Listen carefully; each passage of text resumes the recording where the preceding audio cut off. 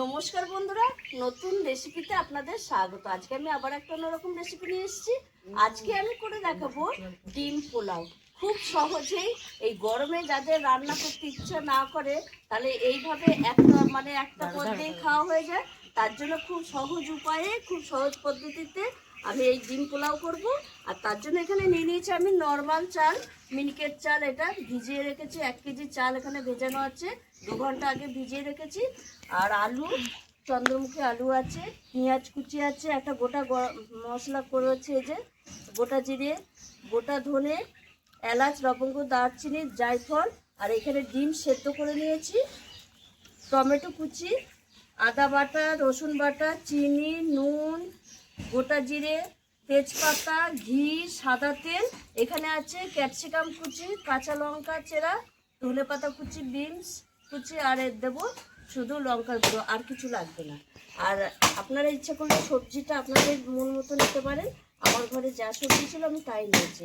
আমি নর্মাল চালে আজকে করে দেখাবো, আপনারা ইচ্ছে করলে বাসমতি চালেও করতে পারেন। আর এই প্রথমে আমি উনুন ধরে একটা বড় কড়াই বসিয়ে দিয়েছি। যেহেতু আমি 1 কেজি চালের করবো, তার জন্য বড় কড়াইয়ের দরকার। এই যে বড় কড়াই বসিয়ে দিয়েছি। এই ভাজা মশলাটা প্রথমে করে নেব।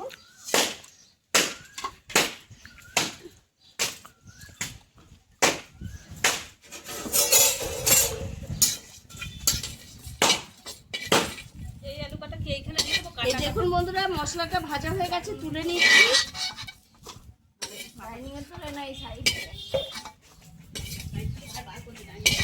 দারুণ গন্ধ আসছে, খুব ভালো।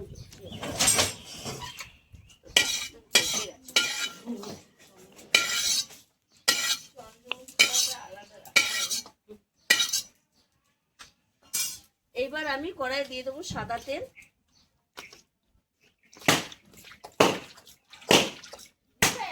প্রথমে আমি বেরেস্তাটা একটু ভালো করে ভেজে নেবো, বেরেস্তাটা ভেজে নেবো। এবার পেঁয়াজটা দিয়ে দিচ্ছি। দেখুন বন্ধুরা, বেরেস্তা ভাজা হয়ে গেছে। এই দেখুন পেঁয়াজের কালার চলে এসেছে। এবার আমি ছেঁকে তুলে নেব। আর এই ছাঁকনিতে তুললে তেলটা একদম ভরে যাবে। বেরেস্তা ভাজা হয়ে গেছে। এইবার আমি আলুগুলো ভেজে নেব। আর এই আলুগুলো সেদ্ধ করতে হবে না, এটা চন্দ্রমুখী আলু ভাজতে ভাজতেই সেদ্ধ হয়ে যাবে। এই আলুটার মধ্যে একটু নুন আর একটু লঙ্কার গুঁড়ো দিয়ে দেবো, তাহলে আলুটা খেতে ভালো লাগবে।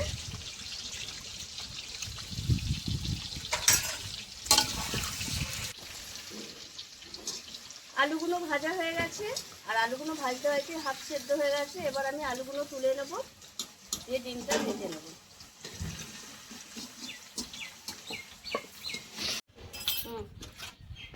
ডিমগুলো হালকা করে ভাজবো।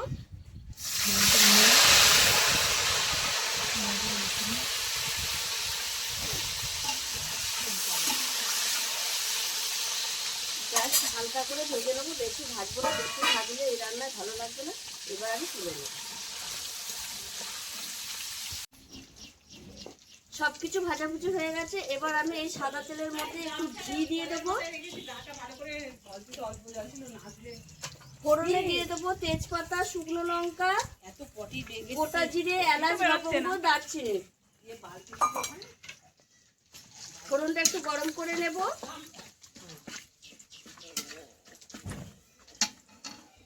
এবার আমি দিয়ে দেবো রসুন বাটা, আদা বাটা, লঙ্কা গুঁড়ো, স্বাদ মতো লবণ দিয়ে মশলাটা ভালো করে একটু কষিয়ে নেব।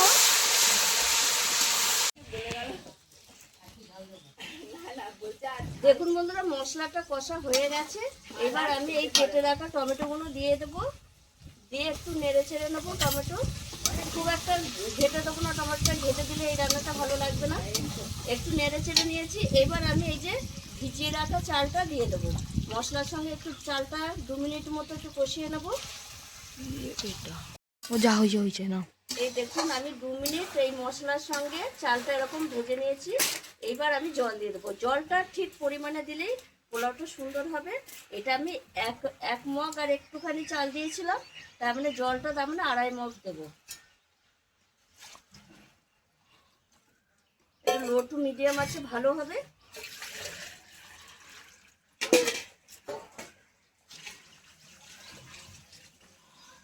আর 1/2 মগ দিয়ে দেবো, তাহলে ঠিকঠাক হয়ে যাবে। আর এর মধ্যে একবারে আমি আলুগুলো দিয়ে দেবো।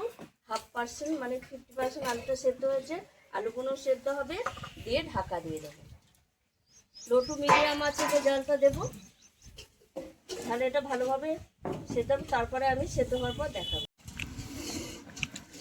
15 মিনিট এরকম ঢাকা দিয়ে রেখেছিলাম, এবার খুলে দেখে নেব। দেখুন বন্ধুরা, চালটা জলটা অনেক মরে গেছে, চালটা প্রায় হাফ সেদ্ধ হয়েও গেছে, আর অল্প সেদ্ধ হবে। এই পর্যায়ে আমি কিছু উপকরণ দিয়ে দেব। এখানে দিয়ে দেব আমি এই যে বিনস কেটে রেখেছি, ক্যাপসিকাম, কাঁচা লঙ্কা,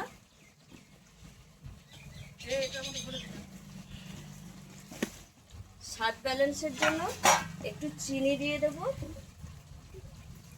দিয়ে আমি 10 মিনিট মতো লো টু মিডিয়াম আছে এরকম ঢাকা দিয়ে রাখবো। আবার ঢাকা দিয়ে লো টু মিডিয়াম আছে 10 মিনিট এরকম রাখবো। সব রকম সবজি দিয়ে নাও। এই দেখুন বন্ধুরা, ঝরঝরে হয়ে গেছে, এই দেখুন। আর চালটাও পুরো সেদ্ধ হয়ে গেছে, আর 90% সেদ্ধ হয়ে গেছে, আর 1% হলে হয়ে যাবে। তার জন্য এই গরমে একটু 10 মিনিট মতো রেখে দেবো উনুনের ওপর, গরম উনুনে। আর এর উপরে কিছু উপকরণ আমি আরও দিয়ে দেবো, যেমন দিয়ে দেবো এখানে ধনেপাতা কুচি, এখানে ভেজে রাখা মশলাটা, পেঁয়াজের বেরেস্তা,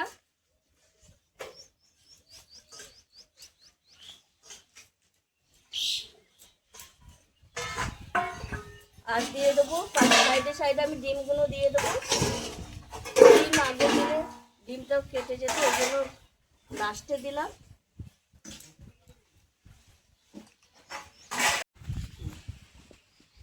এবার আমি ওপর থেকে দিয়ে দেবো ঘি, যেহেতু একটু পোলাও, ডিমের পোলাওতে ঘি দিলে খেতে খুব অসাধারণ লাগে। আর ঝাল পোলাও।